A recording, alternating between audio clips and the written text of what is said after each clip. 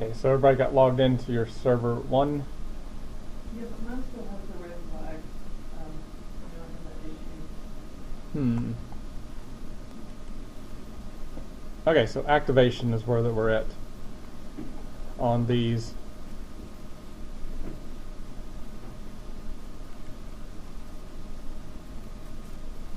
If I right click, do I have a way to activate? The easiest way to activate these servers, especially a remote server, will probably be from a command line.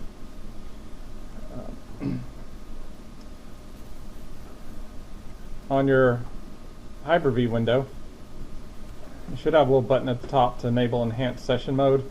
Actually, we should probably log out before we click on that. If you're logged in, it sometimes messes stuff up. So if you put your mouse over and it says enhanced session mode, then we need to log out. If it says basic, then you're already in the right mode. But if you put your mouse over, that means you can go into enhanced mode. That's the mode we need to get into. So I'm going to log out.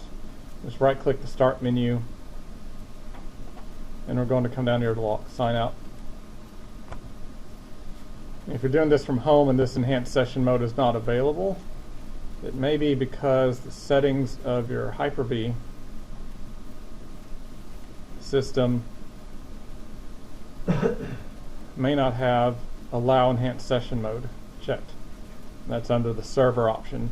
There's another enhanced session mode down here which should be left unchecked. But this top option should be checked, allow enhanced session mode. They should all be set up that way in this classroom. So that shouldn't be a problem. But if you're trying to set this up from home, that may have to be modified. So I've logged out. I'm going to click when it says enhanced session mode, click that. I'm just going to click connect. And if it says basic, you're already in the right mode then. So I'm going to maximize this screen. It takes up my whole screen, and go ahead and log back in.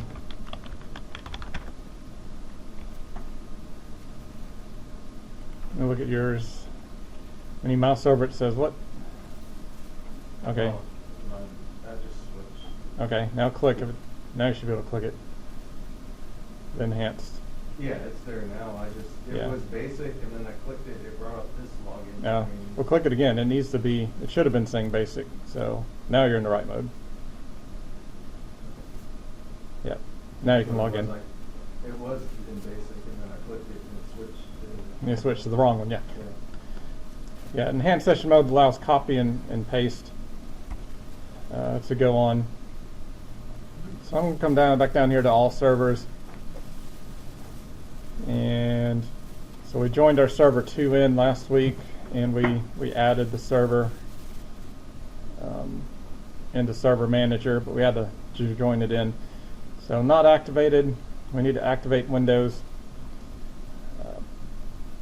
I got to go get the key. So you can browse that on the internet, or if you're watching the video, you can looking from home. You can just pause the video and type in the command. I'm going to minimize all my Hyper-V windows and stuff and open up File Explorer. And inside of File Explorer, you got this little quick access at the top you can normally highlight. And it's going to use a universal naming convention. It's // or other IT people call it whack whack. My computer name, AT106 dash INST, you hit enter. So abbreviated instructor, and this is room 106, so AT106 dash INST. Hit enter, you should see the shared folder. You also see I got the printer shared out in this room. If you ever needed to print something and it's not attached to your computer, you can just go to My Computer and double click and it'll quickly auto install the printer. Super easy when they're shared out with the Windows networking. Under Share, about the third file, not folder, but third file will be 2016 VM keys. And if you double click on it, it'll open up the text file. You're needing the standard key right there. If you're entering it in a command line, which is what we're going to do, you need this whole command line here. It's software license manager, I think is what slmgr.vbs is. With the IPK, I don't know what those are for. Install something. So I've already got it typed out and it's already using the standard. So I'm just going to highlight that whole line right there and copy it. You could manually type it all out if you want to, but it's really easy to make a mistake, especially with a Microsoft license key like that. But you can browse for Hyper-V activation keys, and just like I showed y'all last week, and find it too. Now I'm going to go back down and bring my server back up that I'm in enhanced session mode. So I put my mouse over it, it'll say basic, so that's what it should say when I'm in the mode that I can paste into here. So I can right click each one of these servers and tell it to open up a PowerShell window. If it opens up the PowerShell window,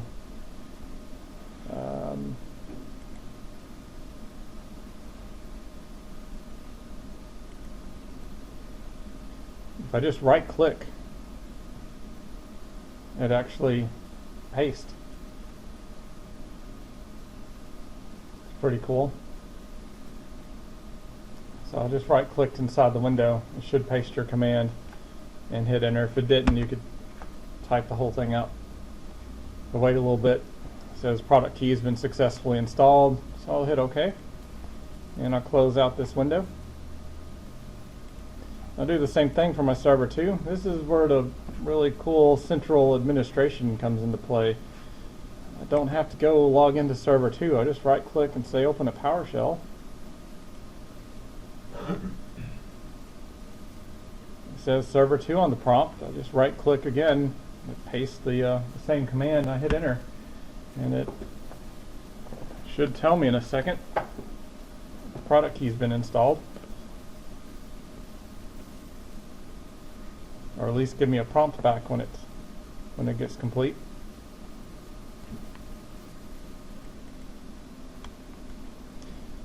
I had a little black screen just blip on the screen. I think it's actually done. I believe it probably displayed an OK button on the other server. So we may should have put like a silent or something in here. A lot of these command lines will have a silent if it's going to display something on the remote machine that has to be clicked. I'm pretty sure we can just close this out. And I'm going to refresh. So I've got one activated. It's coming up access denied. Hit refresh again, so I can clear out this little, that happens ever so often. Like the first refresh doesn't go through. But after refreshing a couple of times, now my server 1 and server 2 both say activated. Next time we log into server 2, it'll probably have that OK dialog box there for us to click on. Well, cool. Y'all did some remote administration. Command line remote, we just copied and pasted, but y'all already run PowerShell. It's not really a PowerShell command, that's a DOS Visual Basic script that ran, so we didn't really do PowerShell stuff. An old DOS prompt would have accepted the same command interface. Anybody have any problems? Yeah, mine's, I don't think I've refreshed it sometimes. Neither one of mine showed. Yours is still non-activated. Did it pop up and say a key was installed? Yeah. There you go. It's sometimes just slow. Sometimes. You just got weird static electricity around you.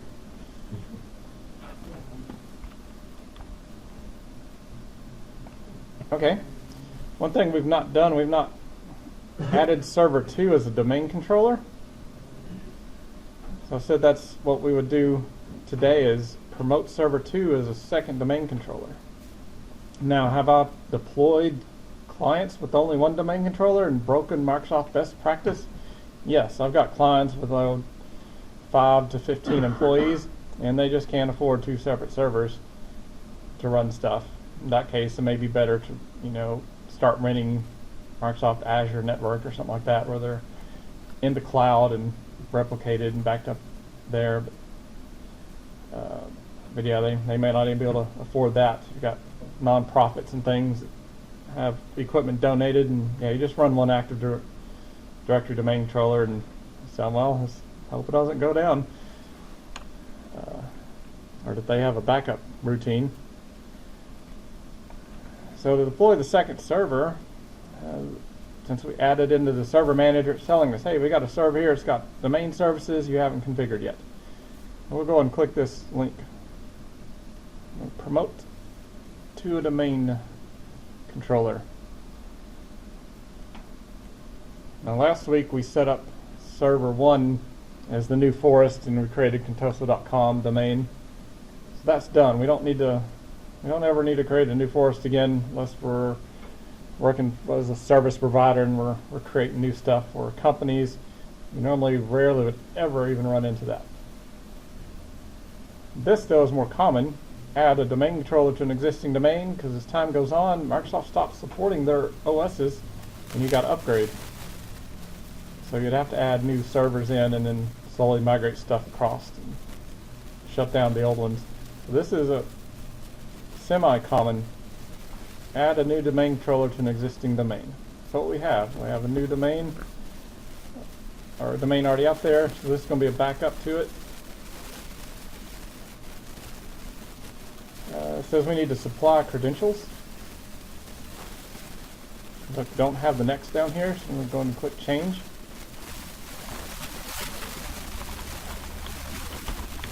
So this is the administrator account in Contoso, not the administrator account for Server2.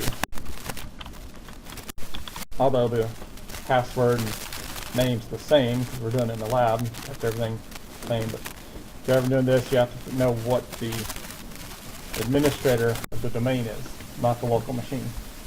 So we're asking the existing servers, can I join you? We'll hit OK. It should say Contoso /administrator. We use the pass 1, 2, 3, 4. It should go next, and it's going to verify that we can communicate and authenticate into the domain.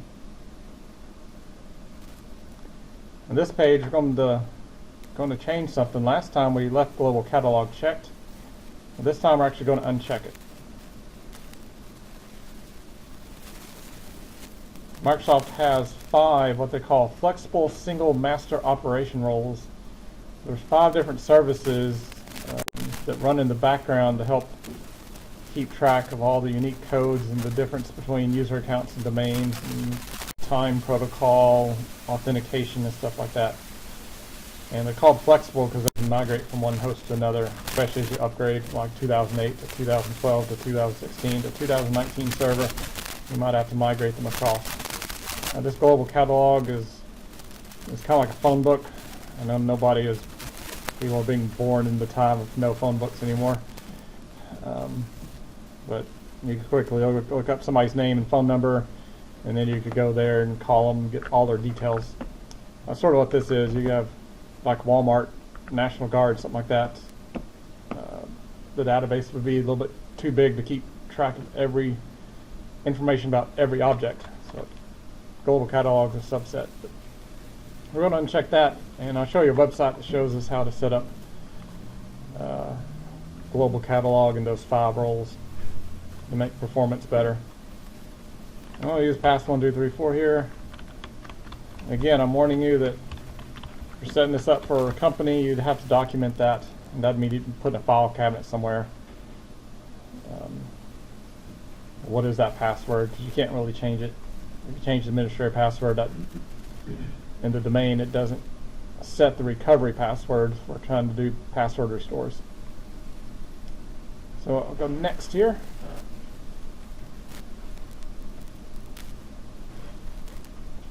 We're not on the internet, so we don't have to worry about delegation or anything, or levels higher than us.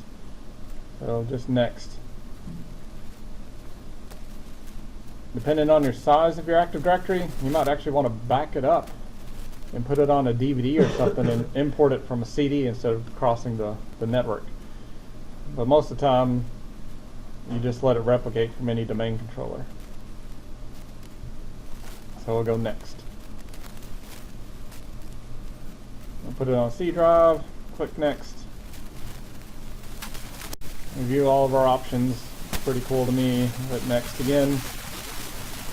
Want to verify everything meets requirements.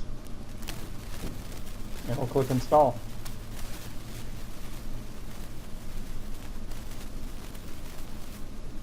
You didn't check any of those boxes? No. Writing out something based on. Rarely would you ever have to check any of those. If you're creating a child domain, then those may come into play. But it probably be able to check those and auto check them. But when you're creating child domains, you're getting into a pretty big network. So click install.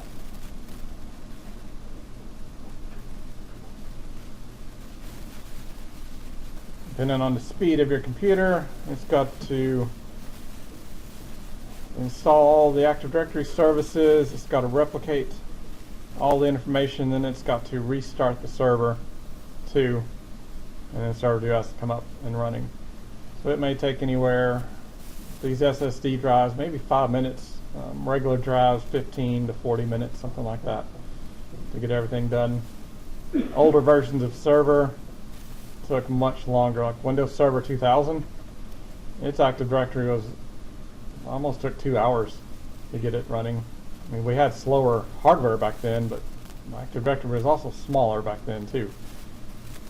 They really, keeping same hardware from like 2008 to 2012 to 2016, they've sped up how fast Active Directory runs. So this server is successfully configured as the main controller. Cool.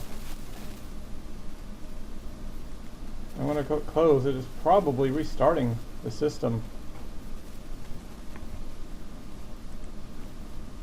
Most likely. Yeah, the screen went gray. Yep. It shows that it's stopping over here on my Hyper-V system. So it's going for a complete reboot. So that's going to take a while. We'll just sit here and watch it. I'm going to pause the video though. Okay, so yeah, I went ahead and brought mine up on the screen. It took it. These SSDs are fast. It didn't take it very long, 5 minutes or so to do that or less. But I don't need to log into Server2. So back over here on the server manager, we got both servers up and going.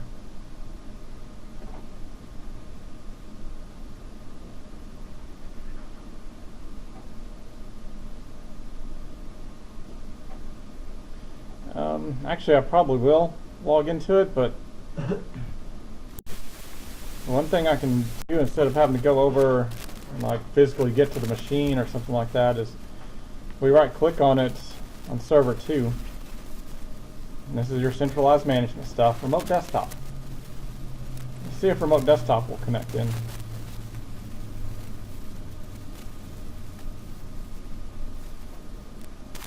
It may be a firewall issue if we don't make a connection.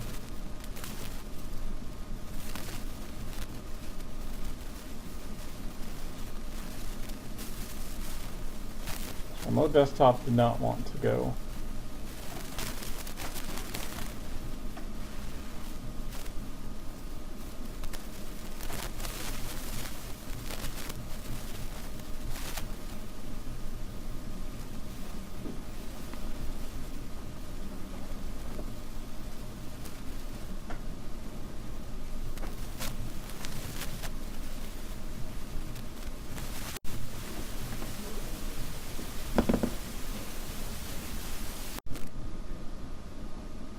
Okay, let's go ahead and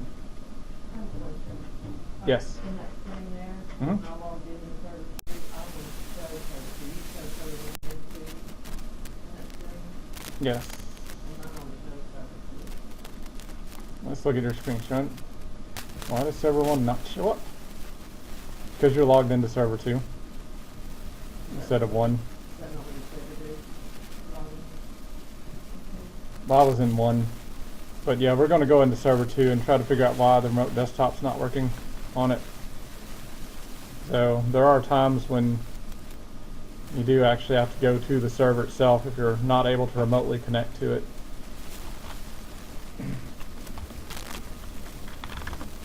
So I just did a right click on our server 2 and connected and logged in. I'll wait for Server Manager to pop up and we'll see. We may have remote desktop disabled on it. Most of the time I thought it was auto enabled for administrator. Again, each version of Windows that they come out with, they lock stuff down more and more.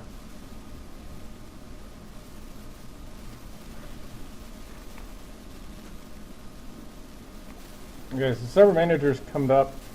One thing I'm looking at, I see the firewall's domain on. That's a good thing. That sometimes says public. The first time that you set up a new domain controller, you have to disable and re-enable the network adapter. I had a couple of students that were doing LAN 2 that when they popped this up, after they set up domain controller services, it still said public. So we just clicked on the interface and we just did a disable and then enable on the adapter, and that fixed the problem. So I see my remote desktop issue. It's disabled.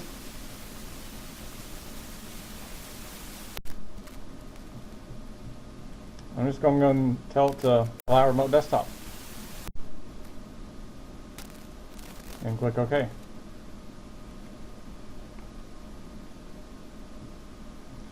While I'm in here, I'm going to double check my DNS settings. Remember when you do a promotion, it sometimes goes in and messes the DNS settings up.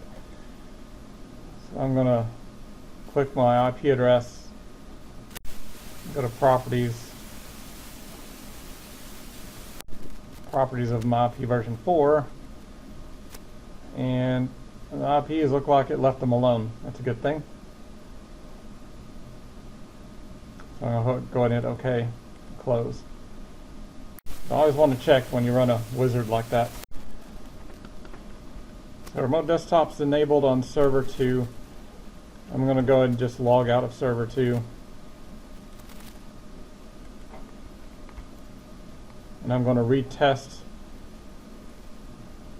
my administration capabilities from server 1.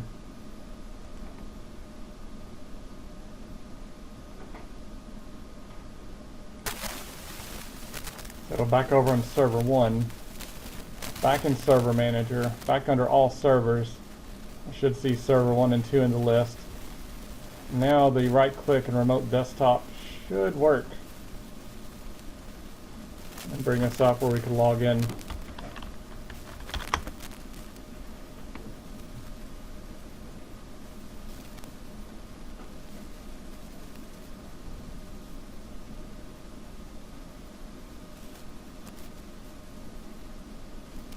We'll set up a secure connection, and we should have the desktop should load and pop it on the screen.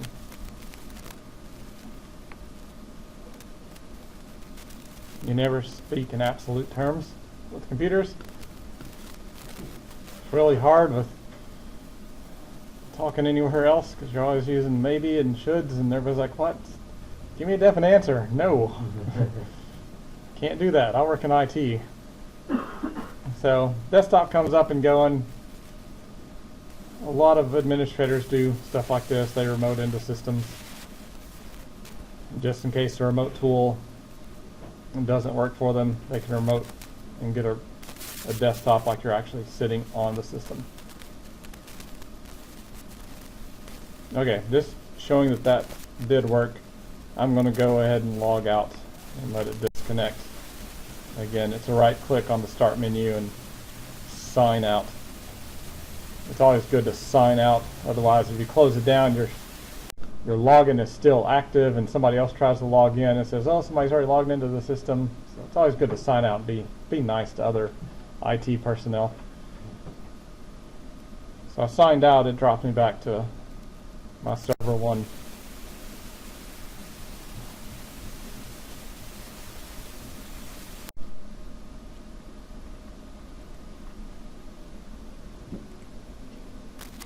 Okay, so from server 1, I'm going to go ahead and click on my tools menu.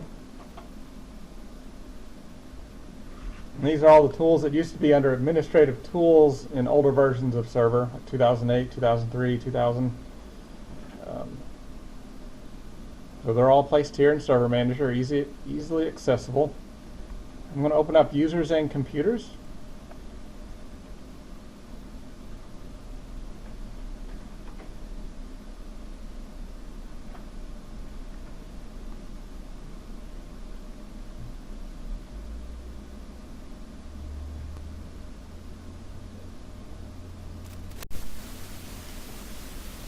I'm going to click domain controllers, and I'll see I have 2 domain controllers now. The type out here, one of them should say global catalog, and one of them should say DC. So server 1 should be running global catalog, server 2 is just a domain controller. Server 1's a domain controller and a global catalog.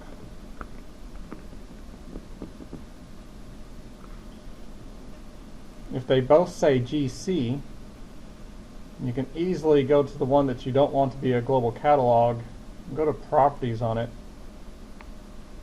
click the NTDS settings button, and simply uncheck it. This is a shortcut way to get there.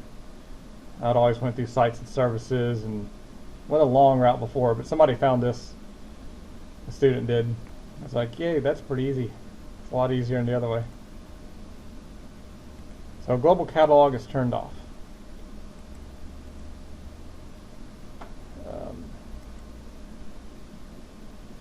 So I'm going to right click on the domain up here and click on Operation Masters. And see there's a RID. It's a RID master, PDC master, and infrastructure master. That's 3 of the 5 I talked about. There's 2 other master operation systems. One's called domain naming master, and there's another one called a schema master. So let's go. I'm going to open up a web browser window. I can't do it inside of my server.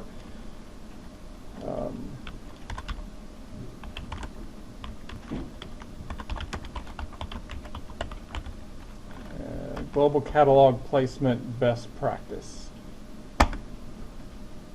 So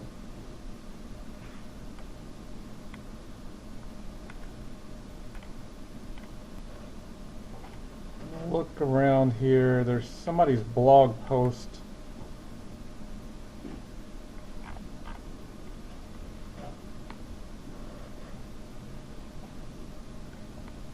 That I've seen before.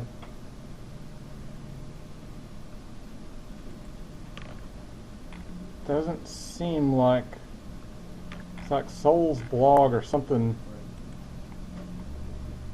Yeah, there we go. SOLE. That's the one I'm looking for.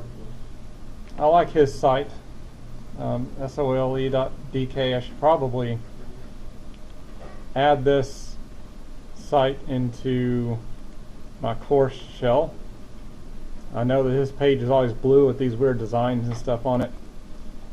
He gives the best explanation that I've ever seen. So we're in week 3. Let me go ahead and edit this. And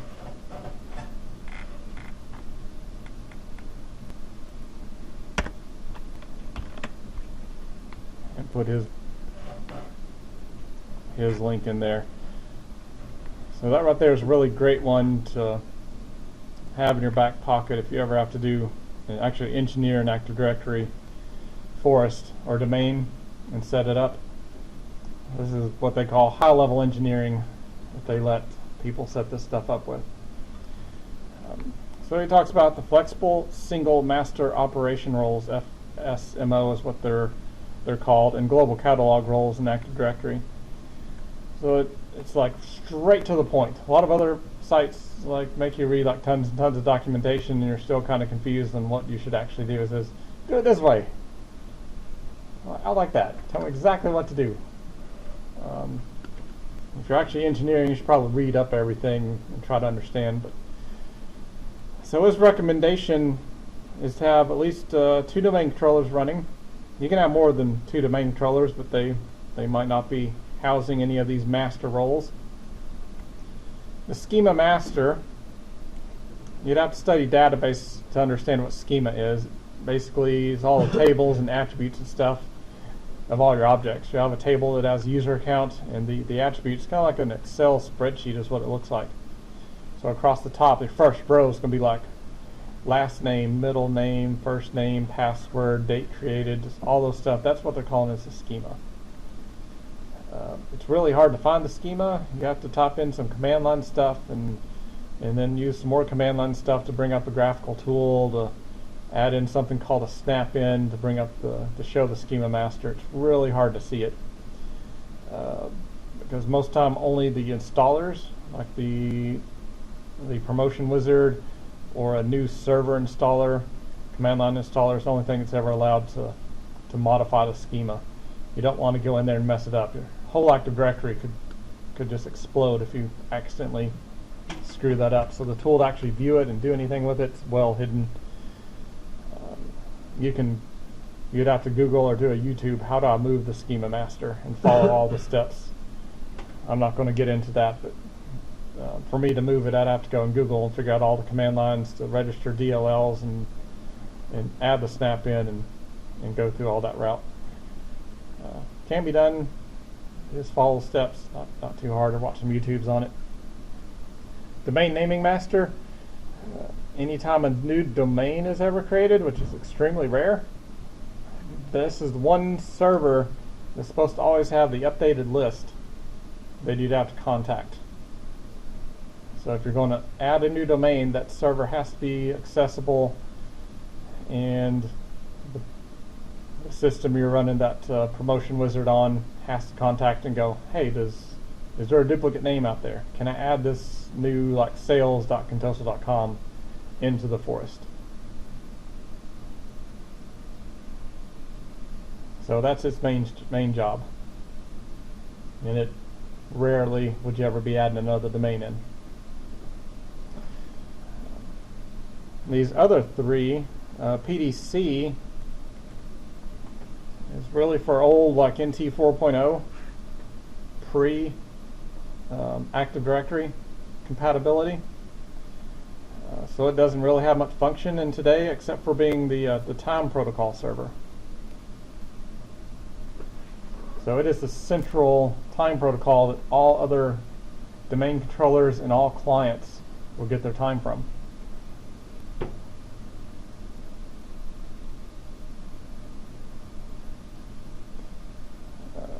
If you have any third party that's trying to get time, sometimes you figure out the IP address of the PDC and point the IP address to it, and it can get time off of that central server.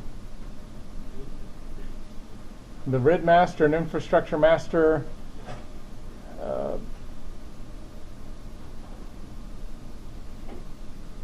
RID master, I forgot what the infrastructure does. It kind of acts like almost like global catalog. It's kind of keeping track of all the infrastructure, the IDs and stuff. The RID master it gives blocks of numbers out to other domain controllers. When you create a user account, it's creating a 128-bit unique ID.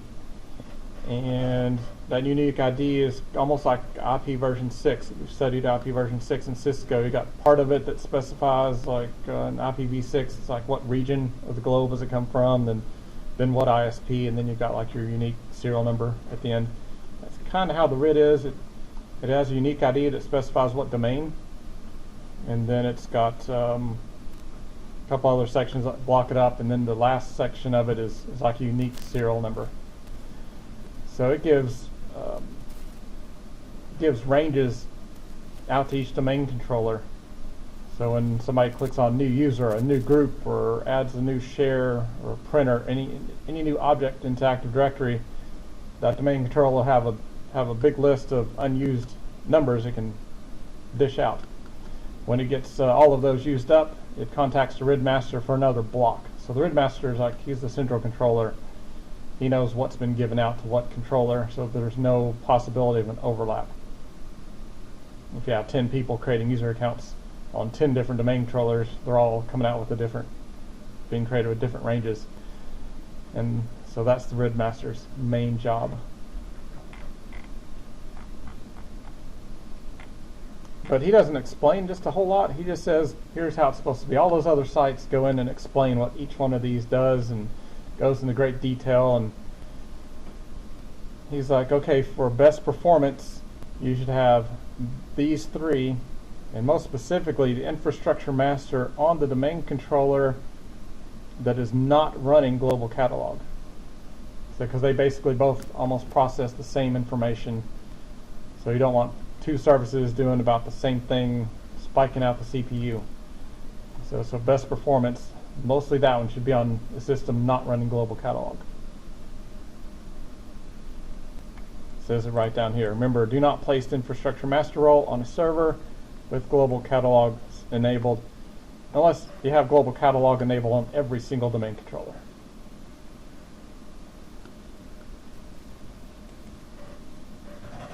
So I think he's pretty smart. We're going to follow his best practices here.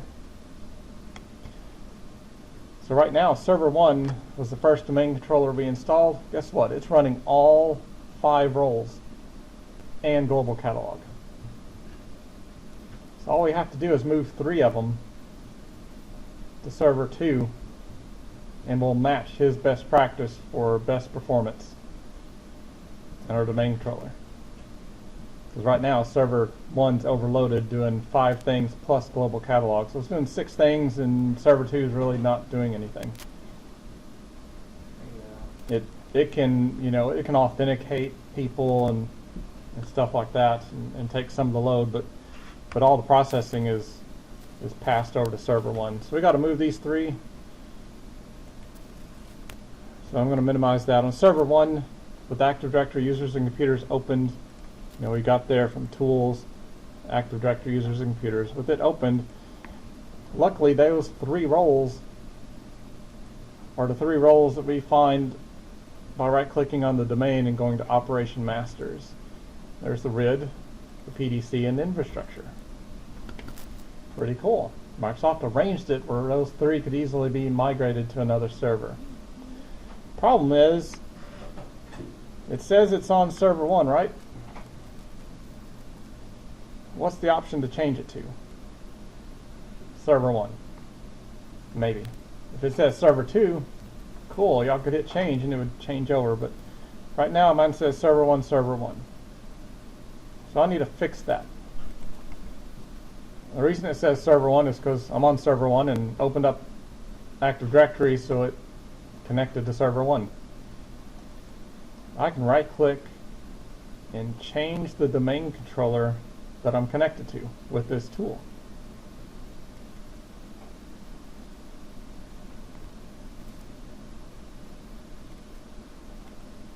I can change the radio button to this domain controller and specifically select Server2 and hit OK. So Server2 has all the same stuff that Server1 showed, because they each replicate with each other, but now I'm focused on Server2. When I go to Operation Masters now, since I'm focused on Server2, the change button will transfer me to Server2.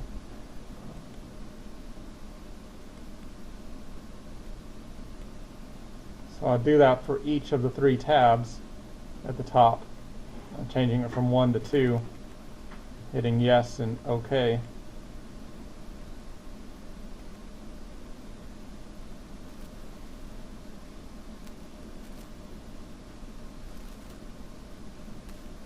Infrastructure's taking a little bit of time because it's double duty over on the other system.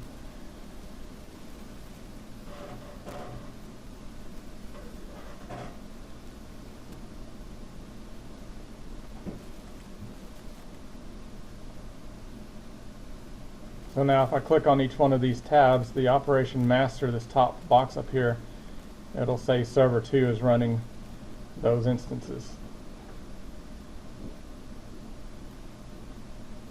And if you want to do some more research, you can go read up on all the details on those flexible single master operation roles. That's really high level stuff. It's normally done by, like I said, engineers that set up Active Directory. I don't know how many people that claim that they're engineers but may not know how to do this. They just watch some YouTube videos and say, yeah, I'm an engineer, and set up Active Directory and don't know how to actually optimize it properly. So hopefully y'all will remember that. I don't expect you to remember what needs to go where, but at least remember that when you set up, there's some things that need to be moved around, and there's that blog that tells you the best practice and how to do it. Always go to the blog and make sure I'm transferring the right stuff to the right place.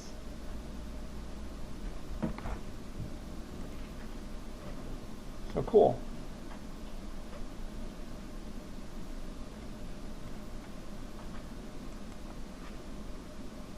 So our Active Directory is really highly engineered right now. Y'all are super smart. Like I said, that's what they call extreme engineering. Really complex stuff. I've done it a lot. I don't think it's really complex anymore.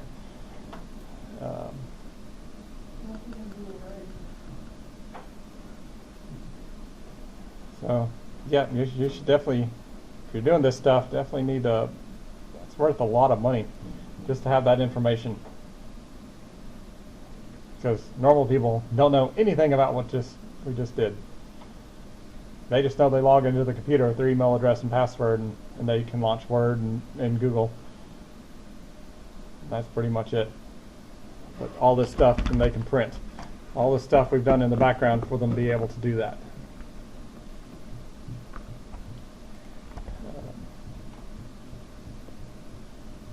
Okay, so I want to deploy out another server.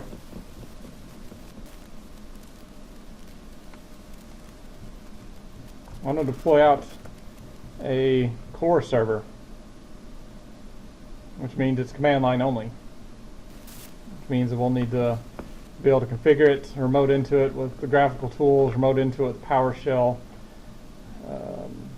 maybe even remote desktop into it, run some command line tools on it. When you first deploy it out, we'll use a connection to it. But for now, I'm going to let's leave my server 1 running and close out of the window, go back to my Hyper-V. Server 2012 allowed us to add and remove graphical interface using a PowerShell command. 2016-2019 servers remove that capability. You can only do it at install time. So Server 2003, 2008, 2016 and 2019 core can only be done at install time. Only a 2012 server can you change on the fly. We're going to create a new server, a new virtual machine. We don't have to worry about the differencing disk because our parent disk is installed with a full graphical interface, so it's not usable to do a core install. So I'm going to go next, and we're going to name this one, well, we're going to name it Server 3.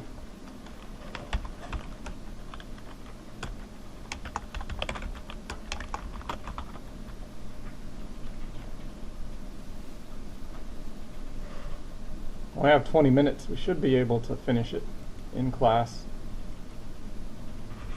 Server 3 is going to be a Generation 2. If you're running a 64-bit Microsoft product, you should probably always pick Generation 2. Anything else, non-Microsoft product, 64, 30-bit, should probably be Generation 1. Or research the OS, like a Linux, is what is it compatible with. So I'm going to go next. The memory, dynamic memory 4096. If you're doing it at home, you could probably drop it down to 2048 to run. Well, we got lots of RAM in here, so we'll do 4096. I'm going to go next. Internal. Go next.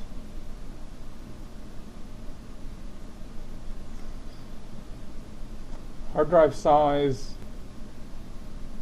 Let's actually drop this one down to 30 gig.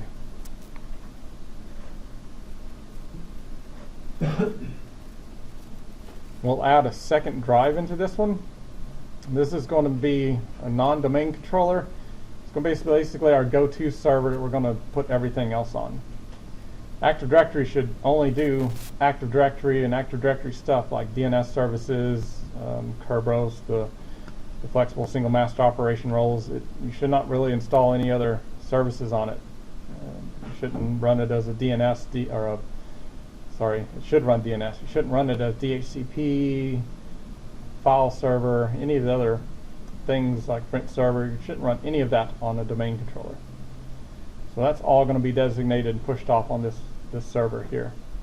So we'll add a second drive into it to actually let people connect to the second drive. This is going to be our C drive. We're not going to ever put anything on C drive, which is a best practice too. So next, we're going to install from our core system, SWDVD9 2016 core. Should probably be the only one with SW at the beginning of it that you've got downloaded. Hit open and finish.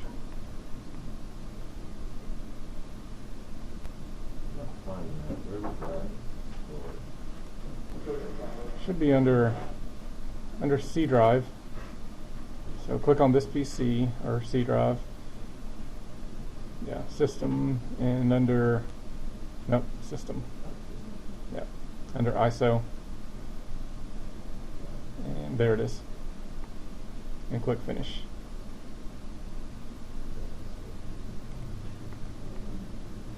And you just connect to it, and we'll power it on.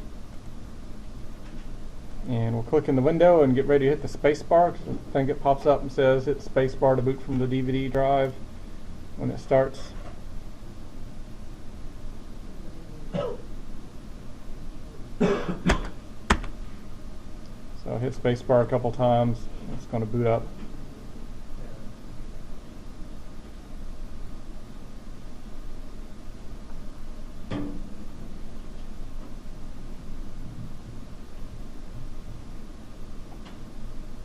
And go through the standard install. Not just a whole lot of questions that ask you. This time we're going to go with the default. The default is install without a desktop experience. So command prompt only install.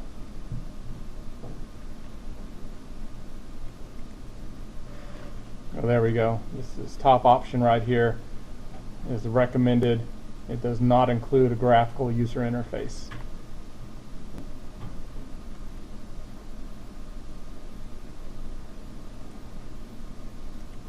Accept the license agreement. We're not upgrading anything, so we're always custom install. Select the unallocated space.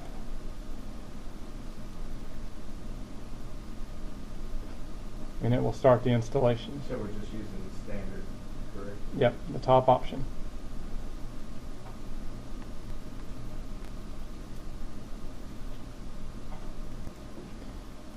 So while I'm installing, I'll show you the other class that's already LAN 2. They've already got this all replicated up. They've got a Windows 10 machine right here, as you see, this client 1. So Windows 10 running almost a gig of RAM just to do nothing and show the graphics. Their Server 3 is a core install. It's only 564 megabytes of RAM, having to run the core install. So almost a half a gig difference there that the graphics require to be displayed on the screen. And then there's also a processor hit too to run all of those graphics. So with a system without a graphical interface, it takes a lot less RAM and less processing power, so it runs a lot faster.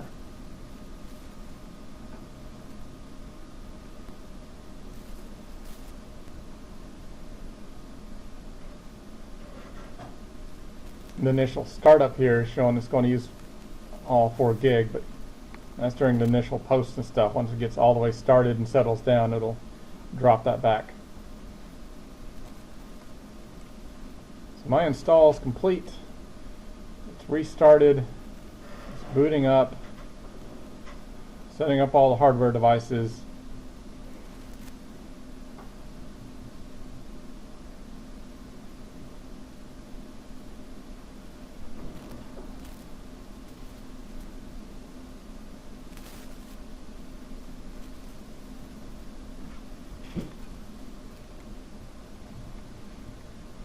Okay, after a little bit, it booted up. What's the first thing it says? Need to change your password. You need to change our password, but what's in the DOS window? So I'll go ahead and click in here, and I'm going to hit enter on the OK. It says put in the new password, so we'll make PASS1234. I use my tab key, and notice the tab key drops it down to the next. And I'll enter PASS1234, and then I just hit enter, and it should set the password. Your password has been changed.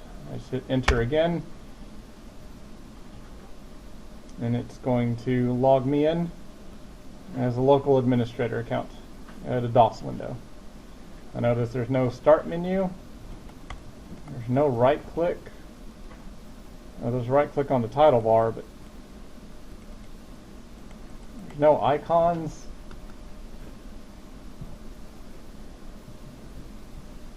So it's like, great. Cool stuff. I'll show you something that's really easy to do. It's really easy to close down the command prompt, and then you're like, uh-oh. I got a black screen. You're like, what do I do now? Control-Shift-Escape brings up the task manager. That is a key combination that you should just know on a core server. Control-Shift-Escape. It also works on any other graphical interface, whatever. It brings up the task manager. And show more details, and so the server's running, and it did actually have one tool that pops up with the graphics. I just don't have any desktop experience stuff, so I can go to run file, run new task, and type in CMD. It'll open up a new command prompt window because that's the one I accidentally closed out of. So that's a way to get your command prompt window back up. Just open up the task manager. So that was Control-Shift-Escape. Very, very critical to know that on a core server.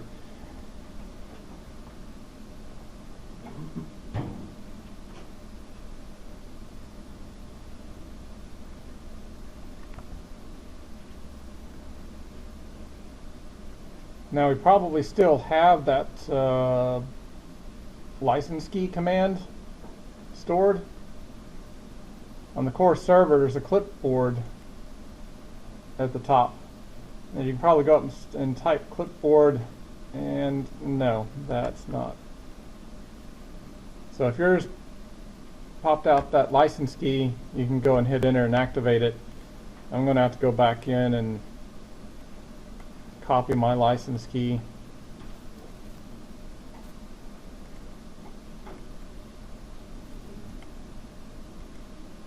And go to the menu. So on the core server, you have to go up to that menu at the top and paste it in.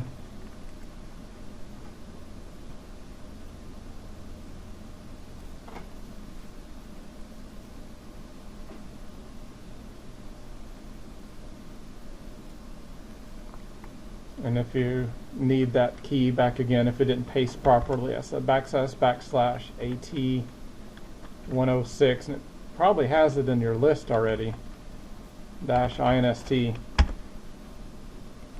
So, or whack AT106-INST. All the IT people say whack in Little Rock. I don't know why. And then go into share, and it's that third file.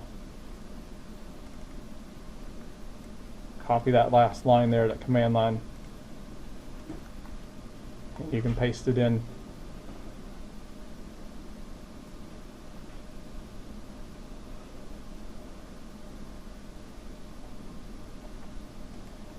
Now you're thinking, okay, core server.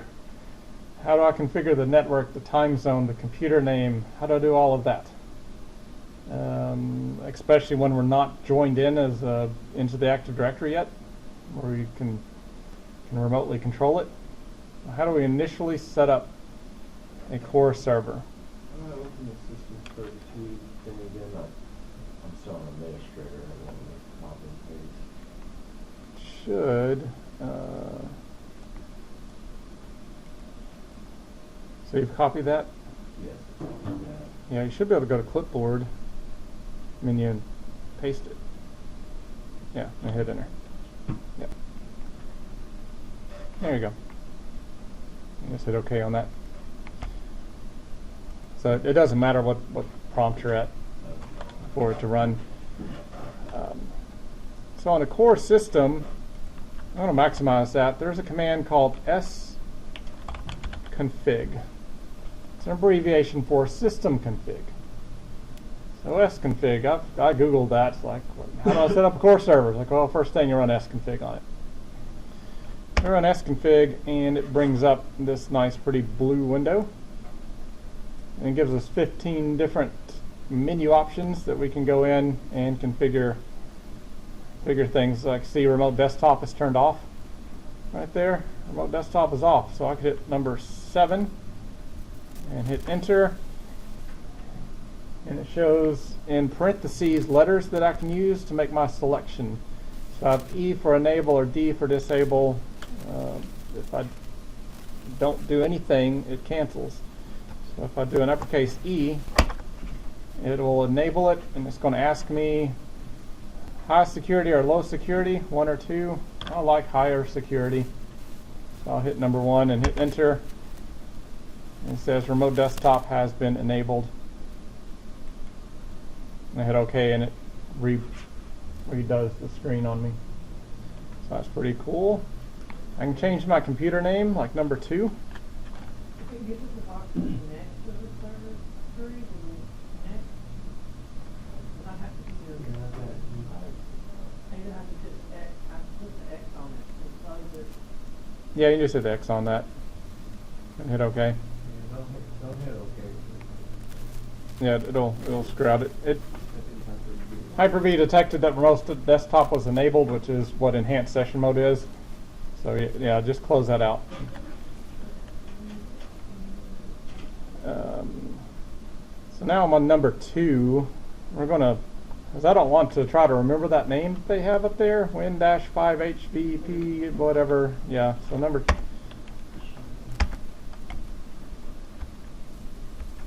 There we go. New computer name. Server3. No spaces, all lowercase. Computer names cannot have spaces in it or special symbols. I want to restart now? No. What else should we do? We should probably set up date and time. Number 9. We're at West Coast, so I want to change that over to US and Canada Central.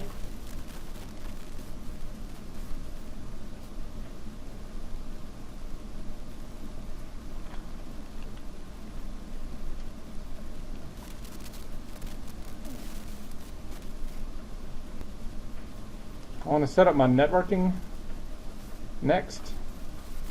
Number 8.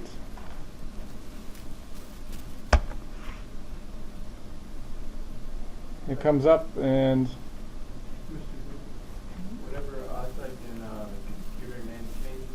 Mhm. It said to, you must restart your computer to allow these changes. I click no. Okay.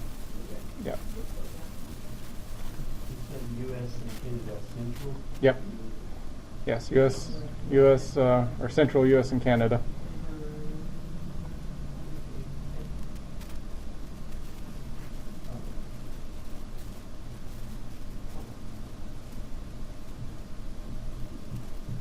And we set our computer name. We told it not to restart. We clicked no on it. Now I'm going to set up my networking, and that's probably about as far as I'm going to get for today. After we set up the networking, it'll be time to go to lunch, and we'll join it to a domain after we restart the computer next on Thursday, next class period. So here it shows one adapter. It says select the number, the index number, which would be 0. Should be 0 on everybody's.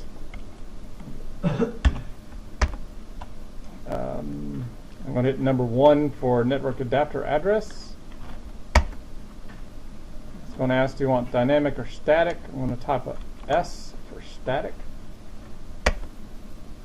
And I'm going to enter the IP address of 192.168.1.3. I'm asking for domain or work group.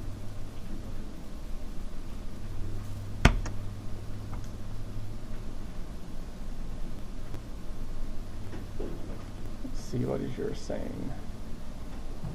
Oh, you hit number 1 instead of number, we're on number 8. Just hit enter to cancel.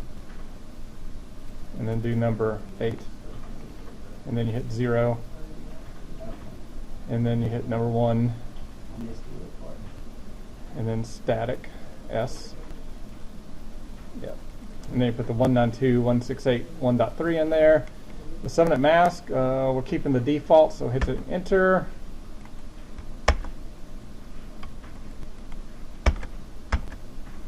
The gateway, we have no gateway. We're leaving it blank, hitting enter. That's set up. One more setting to set in here before we jump to lunch is number 2, our DNS servers. We'll put in 192.168.1.1. The secondary, 192.168.1.2. The same address as we used on server 1 and 2.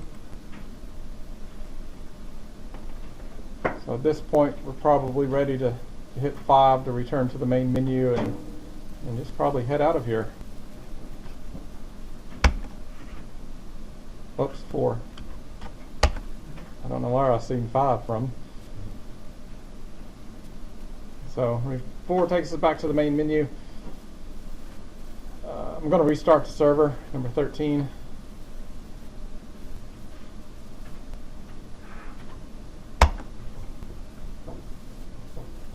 So I'll do the restart, and I'm just going to close out. It'll restart and run in the background, and we can head off to lunch.